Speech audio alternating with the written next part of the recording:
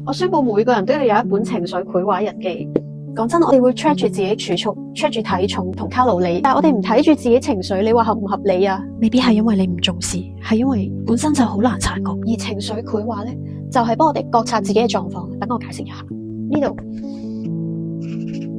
呢度就係我哋平日嘅 conscious mind， 呢度咧係我哋 subconscious， 平日工作啊、思考啊、開會啊、計劃人生啊、溝通啊，甚至係自己內心說話咧，都係呢度嚟嘅，因為你感知到噶嘛。呢一 part 咧，由細到大潛移默化嘅價值觀啊，以往受嘅創傷啊 ，media 廣告洗我哋腦嘅嘢啊，全部都喺呢一 part 嗰度嚟。有心理學認為咧，其實我哋決定啲嘢大部分都唔係喺呢度嚟，係喺呢度做決定，只係我哋感知唔到嘅啫。你諗下，就好似你個電腦咧，原來背後有10萬個 app 喺度 run 緊，但係你都唔知，你亦都唔知有咩 app 喺度 run 緊。而情緒繪畫咧，正正就係探索呢一 part，唔係呢一 part。話俾我哋知一啲我哋平日覺察唔到嘅資訊。呢個 IG 咧，我已經拍過好多條片關於 mindful drawing 呢個 practice 咧，如果可以進入到 mindful 嘅狀態咧，比較適合用嚟穩定焦慮嘅情緒。咁但係下一條片我會教多你3個方法咧，可以用喺繪畫日記入邊，幫你 check 住自己嘅情緒狀態。如果想知，記得 follow 我啦。